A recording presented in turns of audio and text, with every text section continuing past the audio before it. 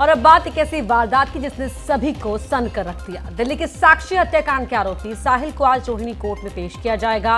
हत्यारे साहिल को दिल्ली पुलिस ने यूपी के बुलंदशहर से गिरफ्तार किया। साहिल वहां अपनी बुआ के घर में छिपा हुआ था। दिल्ली के रोहिणी में शाहबाद डेयरी इलाके में जिस तरह से 20 साल के साहिल ने हैवानियत की सारी हदें पार करते हुए 16 साल की साक्षी की हत्या की, उसे लेकर हर व्यक्ति स्तब्ध है। साहिल को दिल्ली पुलिस ने कल यूपी के बुलंदशहर के अदेरना से गिरफ्तार किया है। हत्या के बाद वो वहां अपनी बुआ के घर छिपा था। बुलंदशहर से आरोपी साहिल को पुलिस ने गिरफ्तार किया है और फिलहाल आरोपी साहिल को बवाना थाने में लेकर आया गया है। यहीं पर पुलिस उससे पूछताछ कर रही है। बुलंदशहर में जब साहिल से रिपोर्टर्स ने पूछा कि उसने साक्षी का मर्डर क्यों किया, इस पर साहिल ने कुछ नहीं कहा। साहिल बोलो क्यों मारा है? साहिल क्यों मारा है? साहिल क्यों मारा है? कल रात साहिल को दिल्ली के बवाना पुलिस स्टेशन में लाया गया। रात भर पुलिस उससे पूछताछ करती रही। पुलिस आरोपी को आज अदालत में पेश करेगी और रिमांड लेने की कोशिश करेगी। बुलंदशहर जनपद में थाना पहाड़सू अंतर्गत एक गांव है जिसमें उसके अभियुक्त साहिल की रिश्तेदारी बताई जा रही है।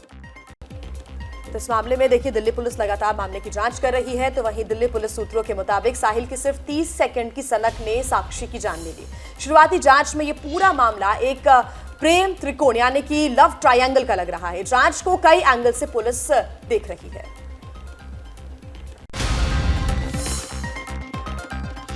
जब साहिल साक्षी पर इस तरह हमला कर रहा था, उससे ठीक पहले साक्षी ने साहिल को टॉय गन से डराने की कोशिश की ताकि वो उसका पीछा न करे। इसी बात पर साहिल गुस्सा था। पुलिस के मुताबिक साहिल की महज 30 सेकंड की सनक ने साक्षी की जान ले ली। वारदात से पहले साक्षी ने साहिल को एक टॉय पिस्टल से डराया भी था ताकि वो उसका पीछा ना कर सके। इस बात को लेकर साहिल काफी परेशान भी था। पुलिस सूत्रों के मुताबिक साहिल ने शुरुआती पूछताछ में बताया कि साक्षी पहले प्रवीण नाम के लड़के के साथ रिलेशनशिप में थी। 1 साल पहले दोनों का ब्रेकअप हो गया था, जिसके बाद उसने साहिल के साथ रिश्ता बना लिया था। लेकिन कुछ समय पहले साक्षी फिर से प्रवीण के साथ बातचीत करने लगी। ये बात साहिल को बुरी लगी। साहिल ने 4 दिन पहले साक्षी को धमकी भी दी थी कि वो किसी और लड़के से बात न करे, लेकिन साक्षी मानी नहीं। पुलिस सूत्रों के मुताबिक हत्या में इस्तेमाल चाकू साहिल ने दिल्ली में ही छिपा दिया था। रिमांड पर लेकर पुलिस हथियार भी बरामद करेगी। देखिए, दिल्ली में साक्षी जिस नीतू नाम की लड़की के घर रुकी थी, उसके घर वालों ने एबीपी न्यूज से खुलासा करते हुए कहा कि साक्षी का करीब 20 दिन पहले साहिल से झगड़ा हुआ था। उनका यह भी कहना है कि साक्षी के पिता भी उसे मारते थे। दिल्ली में साक्षी नीतू नाम की दोस्त के घर पर पिछले 10 दिन से रुकी थी। नीतू की मां पूजा और नीतू के दोस्त रोहित ने एबीपी न्यूज पर खुलासा करते हुए कहा, साक्षी का साहिल से झगड़ा हुआ था।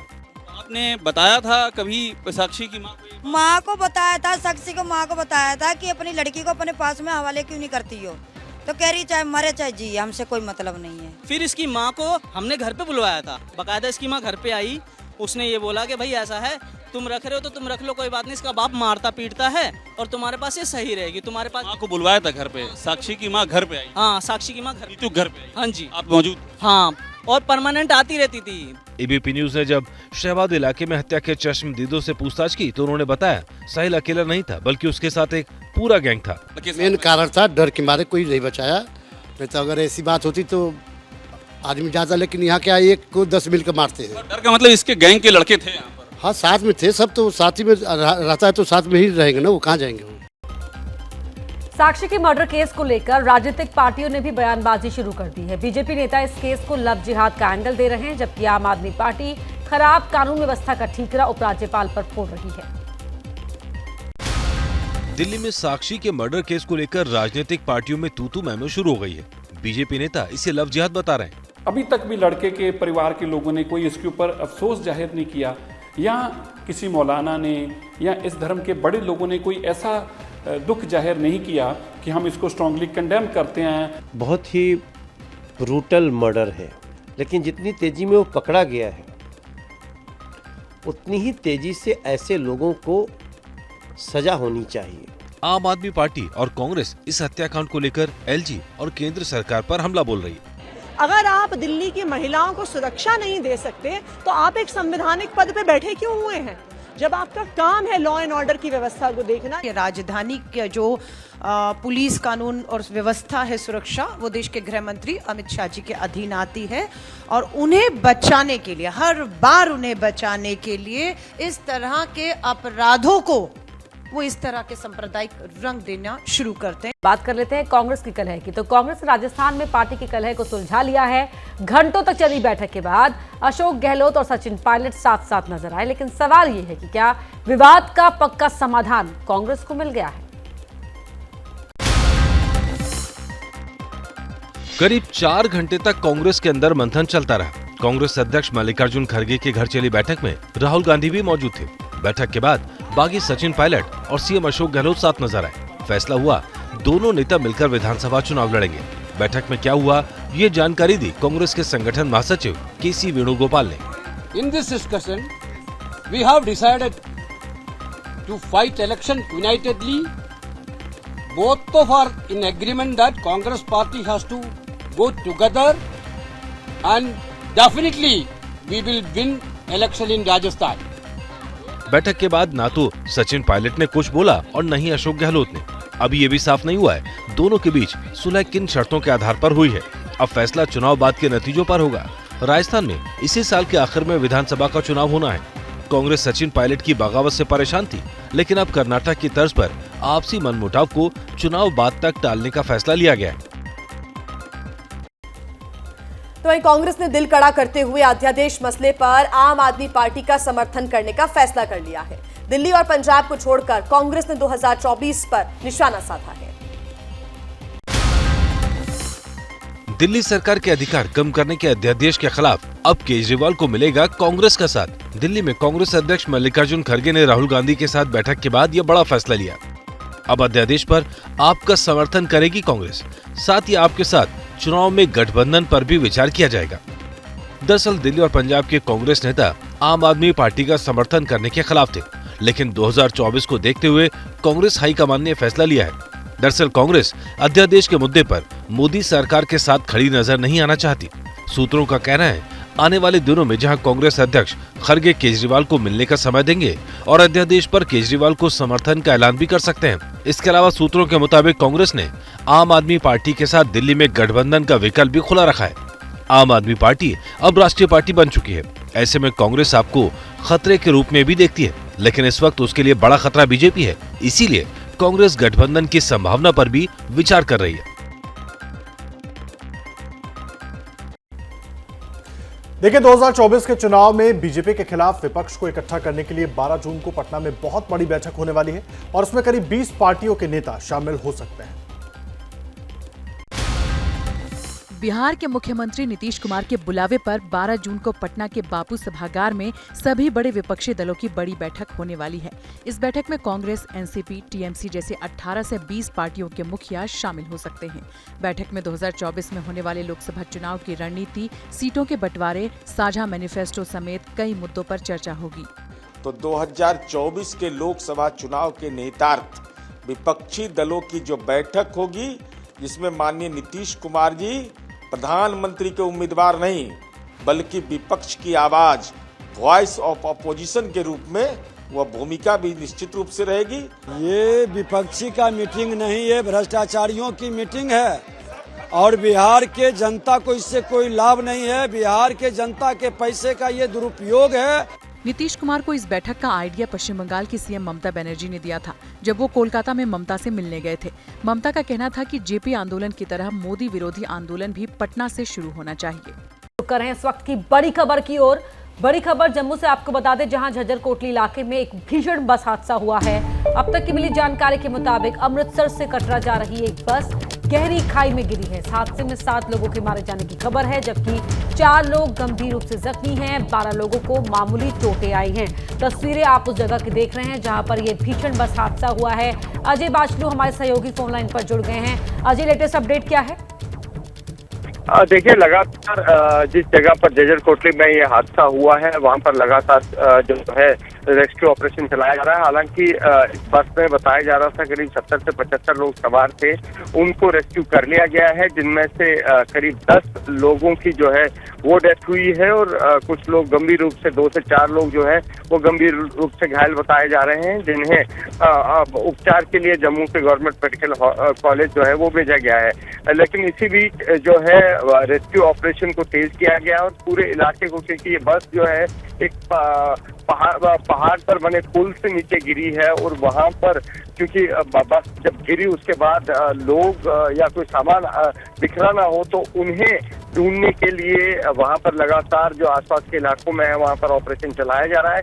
लेकिन पुलिस ने इतना जरूर साफ कर दिया है कि जितने भी लोग अब तक जो है इस बस में सवार है उनमें से जो घायल है उन सभी को जो है वो रेस्क्यू करा दिया गया है, वहां से इवैक्यूएट करा दिया गया है। जी ठीक है, अजय नजर बना के रखिएगा। फिलहाल शुक्रिया तमाम जानकारी के लिए।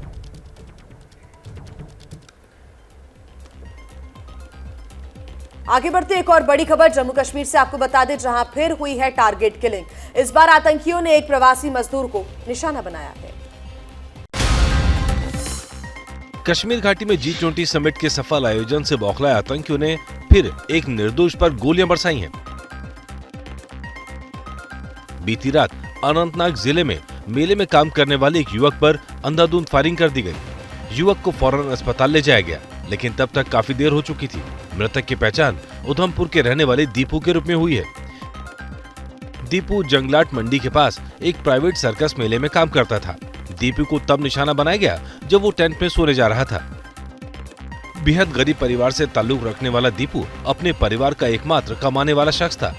उसकी उम्र 23 से 24 साल बताई जा रही है। 1 साल पहले उसकी शादी हुई थी। बताया ये भी जा रहा है कि उसकी पत्नी गर्भवती है। दीपू का शव उधमपुर भेज दिया गया है। उधर पुलिस ने इलाके की घेराबंदी कर दी है और तलाशी अभियान शुरू कर दिया है। इस घटना के बाद सर्कस और आसपास सुरक्षा बढ़ा दी गई है।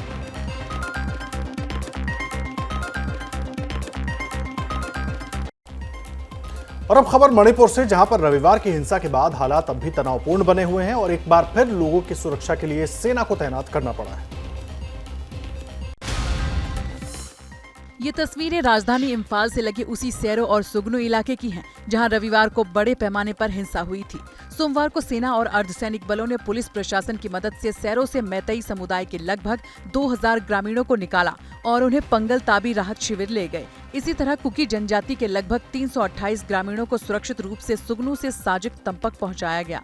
इधर इम्फाल में हथियार और गोला बारूद के साथ 3 उग्रवादियों की गिरफ्तारी के बाद सुरक्षा एजेंसियां अलर्ट पर हैं।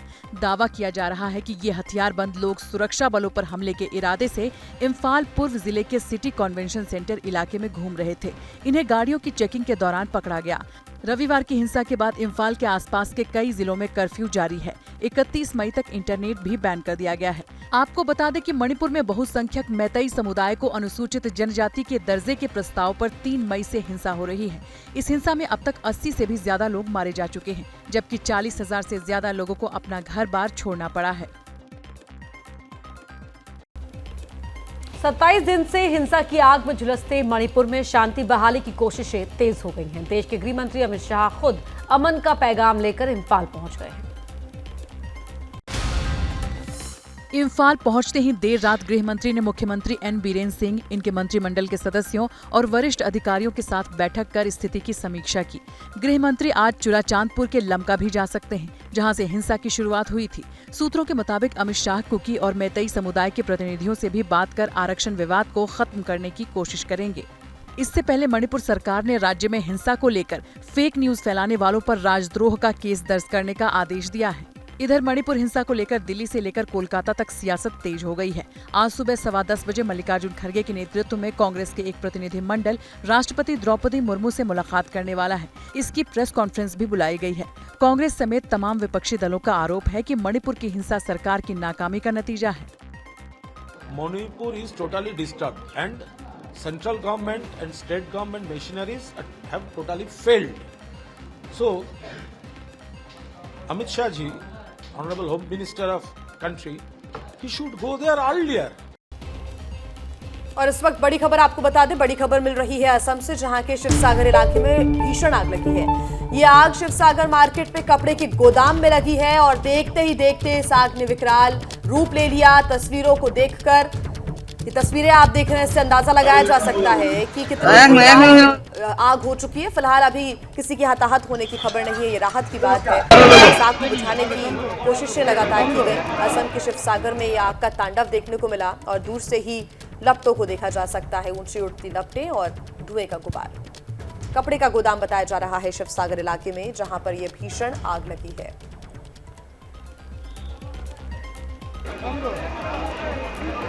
कपड़े के गोदाम में आग लगी, इसी वजह से ये आग और भी ज्यादा फैलती चली गई।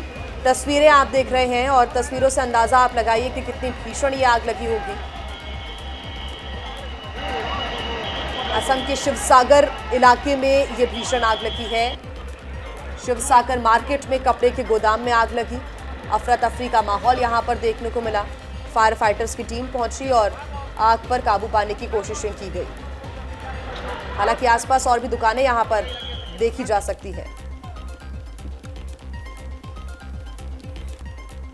वहीं दिल्ली के यूपी भवन में यौन शोषण का मामला सामने आने के बाद यूपी के मुख्यमंत्री योगी आदित्यनाथ ने बड़ी कार्रवाई की है। योगी ने कई बड़े अधिकारियों को सस्पेंड कर दिया है।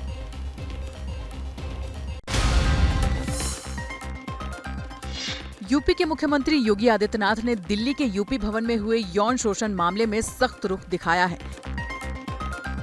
उन्होंने कार्रवाई करते हुए 3 अधिकारियों को सस्पेंड कर दिया है। यूपी भवन के रेजिडेंट कमिश्नर पर भी कार्रवाई की तलवार लटक रही है। आरोप है कि महाराणा प्रताप सेना के राष्ट्रीय अध्यक्ष राजवर्धन सिंह परमार ने यूपी भवन में एक महिला को कमरे में बुलाया। आरोप है कि राजवर्धन ने 2 बड़े मंत्रियों से मुलाकात के नाम पर महिला को कमरा नंबर 122 में बुलाया। कमरे में महिला के साथ आपत्तिजनक व्यवहार और यौन शोषण करने की कोशिश की गई। महिला ने दिल्ली पुलिस से शिकायत की है। दिल्ली पुलिस ने यूपी भवन के उस कमरे को सील कर जांच शुरू कर दी है। यूपी भवन में हुई ये पूरी घटना सीसीटीवी में कैद हुई है। पीड़ित महिला ने दिल्ली पुलिस के चाणक्यपुरी थाने में पहुंचकर यौन उत्पीड़न की शिकायत दर्ज कराई है। पुलिस ने भी तुरंत एक्शन लेते हुए यूपी भवन पहुंचकर जांच शुरू कर दी।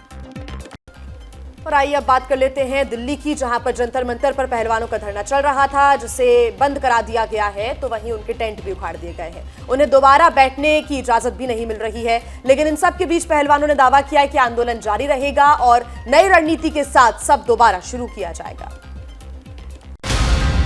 प्रदर्शन कर रही महिला पहलवानों में से एक साक्षी मलिक ने वीडियो जारी कर ऐलान किया कि आंदोलन जारी रहेगा। जो हमारे समर्थक हैं, जो अभी भी कहीं कहीं रुके हुए हैं, तो उनको हम ये बताना चाहते हैं कि आज का पूरा दिन हम आगे आंदोलन कैसे चलेगा उसकी रूपरेखा बनाने में लगे हुए थे।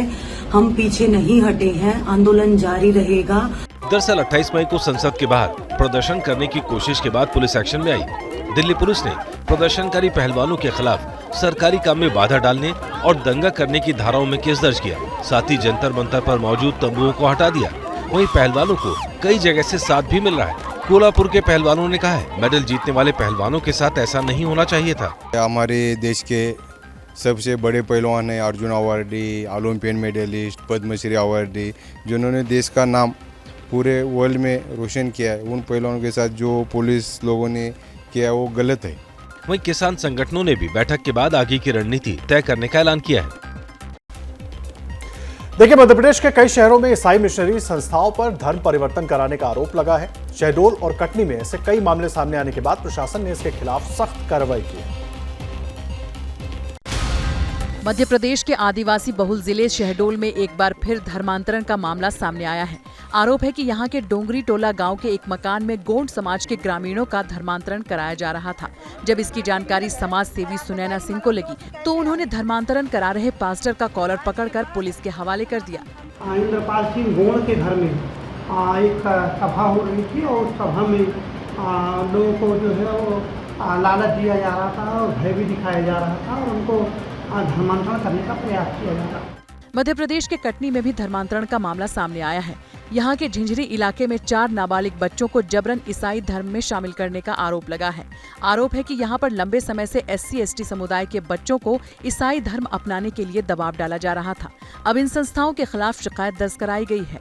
वहाँ हमको ये पता चला कि उस चिल्ड्रन होम को सरकार की फंडिंग मिल रही थी। इसके बावजूद वहाँ बच्चों को पर्टिकुलरली क्रिश्चियन धर्म की प्रैक्टिस करवाई जा रही थी।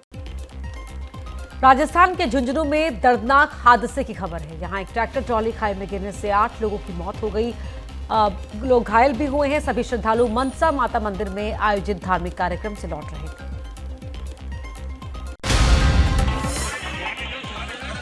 झुंझुनू जिले के उदयपुर वाटी में मनसा माता पहाड़ी पर हुआ ये दर्दनाक हादसा, जिसमें 2 बच्चों और 6 महिलाओं की मौत हो गई। करीब 40 लोग गंभीर रूप से घायल हुए हैं। हादसा शाम के वक्त हुआ, जब श्रद्धालु ट्रैक्टर ट्रॉली में सवार होकर मनसा माता मंदिर में आयोजित धार्मिक कार्यक्रम में शामिल होकर लौट रहे थे। पहाड़ियों से उतरते वक्त ट्रैक्टर ट्रॉली अचानक बेकाबू हो गई और 100 फीट गहरी खाई में जा गिरी। हादसे के पीछे ड्राइवर की लापरवाही सामने आ रही है, जो हादसे से पहले ही कूदकर फरार हो गया। घायलों को स्थानीय लोगों की मदद से खाई से निकाला गया और अस्पताल में भर्ती कराया गया। कुछ लोगों को सीकर रेफर किया गया है। घायलों में भी ज्यादातर महिलाएं हैं। प्रशासन के कई अधिकारियों के साथ स्थानीय विधायक और मंत्री राजेंद्र सिंह गुढ़ा भी मौके पर पहुंचे और घायलों को हर संभव मदद के निर्देश दिए। झुंझुनू के हादसे पर पीएम मोदी ने भी दुख जताया है। पीएम राहत कोष से मृतकों के परिवारों को 2-2 लाख रुपए और घायलों के लिए 50-50 हजार रुपए की आर्थिक मदद का ऐलान भी किया गया है। बात कर लेते हैं बिहार की, जहां शराबबंदी के बाद भी माफियाओं के हौसले कम नहीं हुए हैं। शराब की सप्लाई के लिए जो रास्ते अपनाए जा रहे हैं, उसे देखकर पुलिस भी हैरान है। तस्वीरें बिहार के हाजीपुर की, जहां ट्रक से कार्टन उतारे जा रहे हैं। इन कार्टन के जरिए पुलिस को माफिया की नई तिकड़म का पता चला है। यहाँ सैनिटरी पैड और पानी की खाली बोतलों की आड़ में शराब की तस्करी हो रही थी। ये पुलिसकर्मी कार्टन से सैनिटरी नैपकिन निकाल कर दिखा रहा है। इन्हीं के नीचे शराब की बोतलें छिपाई गई थी और यह है पानी की खाली बोतलें, जिनकी सप्लाई के नाम पर तस्करी हो रही थी। और यह है शराब का वो जखीरा जो पुलिस के हाथ लगा है। शराब की बोतलों का ढेर लगा है। 1-2 नहीं, 600 कार्टन शराब की तस्करी की जा रही थी। लेकिन पुलिस की जांच में तस्करी की साजिश नाकाम हो गई। पकड़ी गई शराब की कीमत 60 लाख रुपए बताई जा रही है। पुलिस ने एफआईआर दर्ज कर ली है। ट्रक ड्राइवर को भी गिरफ्तार कर लिया गया है। अब पुलिस उस शराब माफिया की तलाश में है, जिसके इशारे पर शराबबंदी वाले राज्य बिहार में शराब सप्लाई की जा रही थी। बिहार में लगातार शराब की तस्करी के केस पकड़े जा रहे हैं। भारी मुनाफे की आस में तस्कर नए-नए तरीकों से सप्लाई करने का खेल खेल रहे हैं।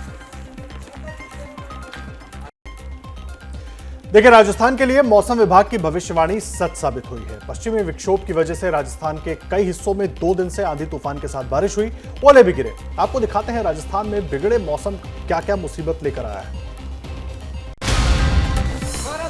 ये तस्वीरें जैसलमेर की हैं, जहां बारिश, ओलावृष्टि और आंधी तूफान ने भारी तबाही मचाई। आंधी तूफान इतना तेज कि जगह जगह बिजली के खंभे, ट्रांसफार्मर और लाइनें गिर गईं, जिससे बिजली सप्लाई घंटों ठप रही। कई जगह पेड़ गिरे तो कहीं कच्चे मकानों को नुकसान पहुंचा। जोधपुर शहर से ये तस्वीरें आई, जब बेमौसम बरसात से कई जगह जल जमाव हुआ। कुछ लोग फंस गए तो दीवार गिरने से कार भी क्षतिग्रस्त हुई। कई जगह टीन शेड गिरने से नुकसान पहुंचा। यहाँ शाम से रात तक 60 किलोमीटर की रफ्तार से हवाएं चली। तूफानी हवाएं और बारिश नागौर जिले में भी आफत लाई। भदवासी गांव में जिप्सम की कई फैक्ट्रियों में भारी नुकसान हुआ है। सैकड़ों बिजली के खंभे और पेड़ गिर गए। मोबाइल का एक टावर भी तूफान में उखड़ गया। प्रभावित लोग अब सरकार से मुआवजे की मांग कर रहे हैं। और ये तस्वीरें बाड़मेर की बालोतरा की है, जहाँ रेत का बवंडर शनिवार को आफत लेकर आया। मुसीबत अभी थमी नहीं है। मौसम विभाग के मुताबिक राजस्थान में आज भी भारी बारिश के आसार हैं।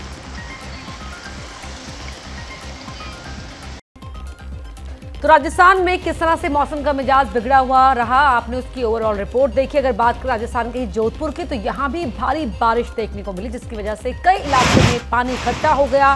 लोगों को खासी परेशानियां हुई। तस्वीरों में भी आप देख सकते हैं कि किस तरह पर यहाँ पर झमाझम बारिश हुई और सड़कों और गलियों में पानी ठहरने लगा। और राजस्थान के कई जिलों में तूफानी बारिश के बाद वहाँ पर क्या स्थिति देखने को मिली, वो आप इन तस्वीरों में देख सकते हैं। और सिर्फ राजस्थान ही नहीं, बल्कि देश के कई हिस्सों में इस वक्त मौसम बिगड़ा हुआ है। यूपी से लेकर गुजरात और उत्तराखंड से लेकर जम्मू कश्मीर तक मौसम कहीं राहत दे रहा है तो कहीं आफत बढ़ा रहा है। All India report, weather report देखिए। यूपी के आगरा में 45 मिनट की बारिश ने नगर निगम के दावों की पोल खोल दी। सड़कों से लेकर पॉश कॉलोनियों तक जल भराव हुआ। कई घरों में गंदा पानी भर गया तो कई जगह जाम भी लग गया। गुजरात के कच्छ में तेज हवाओं और बारिश के बीच ये तस्वीरें सामने आई हैं। यहाँ हवाएं इतनी तेज चली कि 4 भारी क्रेन आपस में टकरा गईं। पहाड़ों का भी ताजा हाल देख लीजिए। उत्तराखंड के मसूरी में भारी ओलावृष्टि और बारिश से तापमान लुढ़क गया, जिससे पर्यटकों के चेहरे खिल गए। लेकिन बारिश ने चिंता भी बढ़ाई जब मसूरी माल रोड गड्ढों की वजह से तालाब बन गए। न्यू मार्केट की कई दुकानों में भी पानी भर गया। शिमला समेत हिमाचल के कई हिस्सों में भी जोरदार बारिश हो रही है। हिमाचल में 4 दिन मौसम खराब रहने का अलर्ट है। उधर जम्मू कश्मीर में श्रीनगर की मशहूर डल झील में फंसे 21 पर्यटकों को पुलिस ने बचाया है, जो अचानक बदले मौसम और तेज हवाओं की वजह से झील में फंस गए थे। सभी को स्पीड बोट के जरिए सुरक्षित निकाला गया। पर अब बात कर लेते हैं अयोध्या की। अयोध्या में श्रद्धालु अब पूजा अर्चना के साथ साथ पैराग्लाइडिंग का भी मजा ले सकेंगे। यूपी सरकार अयोध्या को बड़े पर्यटन हब बनाने की कोशिश में लगी हुई है। अयोध्या में सरयू तट के किनारे मोटर पैराग्लाइडिंग का ट्रायल शुरू हो गया है। आने वाले दिनों में अयोध्या में राम मंदिर के दर्शन के लिए आने वाले श्रद्धालु पैराग्लाइडिंग जैसे एडवेंचर स्पोर्ट का भी लुत्फ उठा सकेंगे। लोग पायलट के साथ बैठकर अयोध्या का दीदार आसमान से कर सकेंगे। अयोध्या का दीदार करने का समय सुबह 6 से 10 बजे तक और शाम 4 बजे से 6 बजे तक रखा गया है। इसके लिए लोगों को 1300 रुपए से लेकर 1500 रुपए तक खर्च करने पड़ेंगे। सरकार की कोशिश अयोध्या को बड़ा पर्यटन हब बनाने की है। आप लोगों ने देखा कि यहाँ पर पैरा मोटर ग्लाइडिंग का हम लोगों ने संचालन प्रारंभ कराया है और ये बहुत ही रोमांचक एक स्पोर्ट है और इससे मैं उम्मीद करता हूँ कि जो जितने भी हमारे पर्यटक हैं जो बाहर से आते हैं और जो हमारे लोकल पर्यटक हैं यहाँ के जो लोकल नागरिक हैं अयोध्या के, इन सब के लिए एक नई चीज़ होगी, एक नया अनुभव होगा। अयोध्या विकास प्राधिकरण श्रद्धालुओं के एडवेंचर के लिए 2 क्लब का गठन कर रहा है, जिसमें एक बोट क्लब और दूसरा है एडवेंचर क्लब। इसके लिए जमीन अयोध्या प्रशासन उपलब्ध कराएगा।